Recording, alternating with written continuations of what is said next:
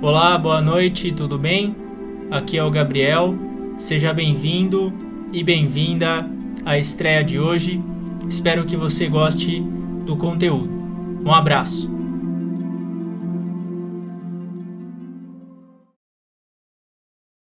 Hoje daremos início agora ao tema do ensinamento, que é o passo a passo para lidar com as fases difíceis da vida.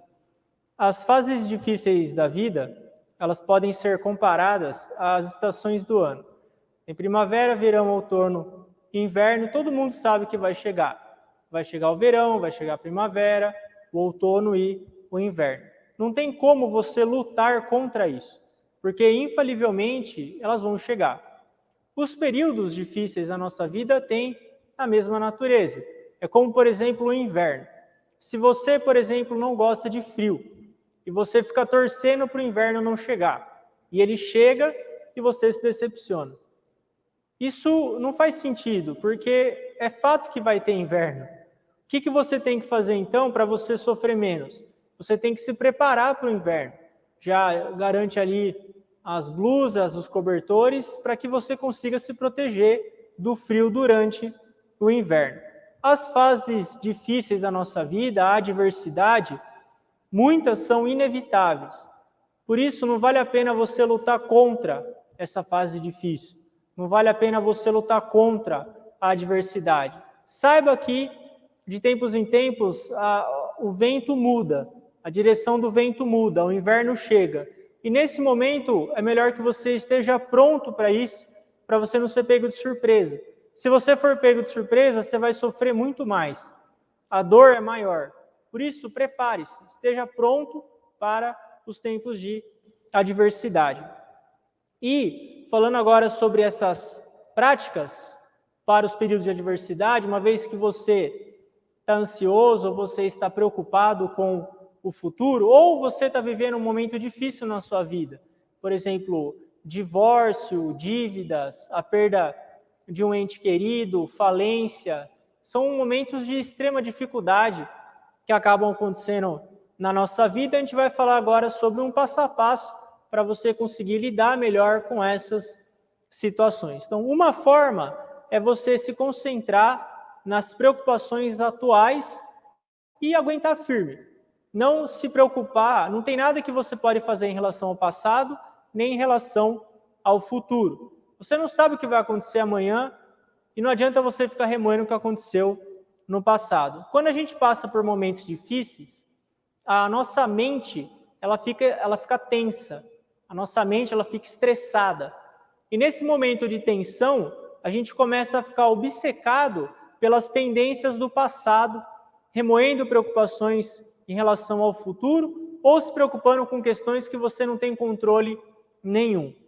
O futuro são eventos que ainda não aconteceu, não aconteceram, você não sabe o futuro. E isso gera uma angústia terrível, porque você fica preso ao passado e também em relação ao futuro. E você acaba se angustiando com questões nas quais você não tem controle nenhum. Não há nada que você possa fazer. Se há algo que aconteceu no passado, não tem mais o que você pode fazer. Como o Mestre Ocal nos ensina no livro, As Leis de Aço. O Mestre Ocal cita um exemplo do escritor Dale Carnegie, que é você não serrar serragem. Uma vez que você serrou a madeira e você tem serragem, essa serragem ela já está serrada. Não tem mais nada que você possa fazer. E uma vez que não tem mais nada que você possa fazer, trate dessa forma. Isso não tem mais jeito. Acabou. Não adianta eu ficar remoendo essa situação, porque não há mais nada que possa ser feito. Você coloca um ponto final nessa situação e busca seguir em frente a sua vida. A mesma analogia se aplica também, que é a analogia para você não chorar pelo leite derramado. Se você derramou leite, o leite está no chão, o frasco quebrou, não adianta chorar. Limpa ele, limpa essa situação o mais rápido possível e busca seguir em frente. Outra dica é também você olhar a vida como uma série de segmentos de tempo, passado, presente e futuro, um separado do outro. Você não deve permitir que o passado entre no presente e nem que o futuro entre no presente. É como se fossem 3 compartimentos separados. Um não se mistura com o outro e você busca viver hoje, viver o presente. Selecionar um problema de cada vez e começar a resolver no problema que é mais simples. Resolver o problema que está à sua mão. É como dizia o escritor William Oyser. O Oyser dizia que a nossa verdadeira função na vida não é olhar o que está vagamente à distância, mas sim fazer o que está claramente à mão. Não ficar olhando o que está vagamente à distância, mas sim fazer o que está claramente à mão. O que você pode fazer agora? Quais são as tarefas que você pode desempenhar hoje? Quais são esses problemas simples que você pode começar? E comece. Isso é uma forma de você resistir aos tempos difíceis. É como, por exemplo, os leões. Os leões, eles caçam antílopes. Quando o leão ele vai caçar, ele não vai buscar o antílope ou a presa mais rápida. Ele caça o que é mais lento, o filhote, o que está machucado. Por quê? Ele gasta menos energia e se alimenta da mesma forma.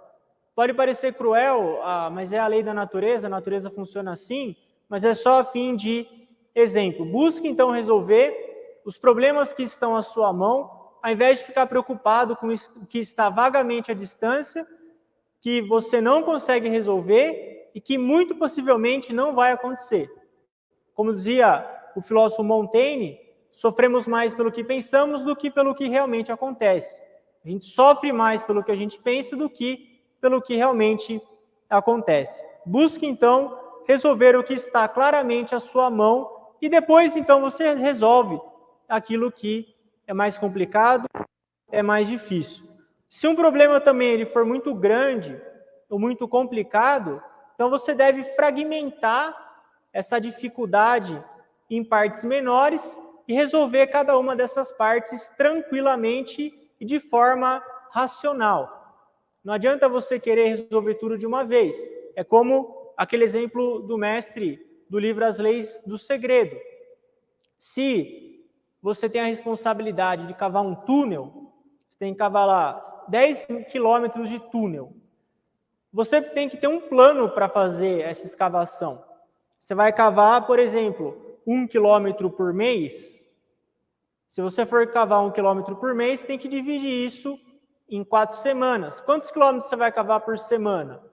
Qual material você precisa? Quantas pessoas você precisa? Qual maquinário você precisa? Você estabelece um plano, você trabalha toda semana em cima daquele plano. Você fragmentou um problema muito difícil, cavar 10 quilômetros de túnel, em partes menores. Cavar 1 quilômetro essa semana, 2 quilômetros essa semana, e assim por diante. Você fragmenta esses problemas em partes menores. Uma outra dica está contida no livro O Milagre da Meditação, é você dividir os seus problemas em 3 categorias. Primeira categoria, são os problemas que você pode resolver. Toda vez que aparecer um problema na sua frente, se pergunte, isso é algo que eu tenho controle? Eu consigo resolver isso? Caso você consiga, haja. Entre em ação, resolva. O outro tipo é, você não consegue resolver, está fora do seu controle, não tem nada que você pode fazer. E o terceiro tipo é aquele problema que o tempo vai resolver. Daqui 1 semana esse problema vai estar resolvido, mesmo que você não faça nada.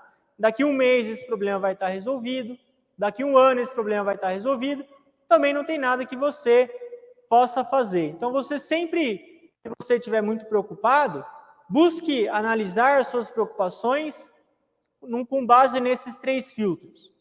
Esse problema eu posso resolver, não posso resolver, e o tempo vai resolver. E dessa forma você vai acabar tirando 2/3 dos seus problemas. Se você tinha 10 preocupações, você vai ficar só com 3. Você vai jogar 7 para fora, porque 2/3 você não consegue fazer nada. Ou você não consegue resolver, ou o tempo vai resolver. joga pela janela essa preocupação e trabalha só 3 preocupações de 10, e dentro dessas 3 tem uma que é importante, que é a qual você deve focar.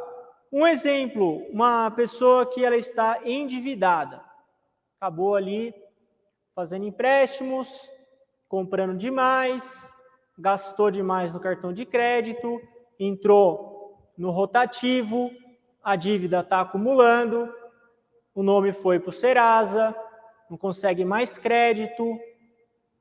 Isso é um problema. É o problema, dívida.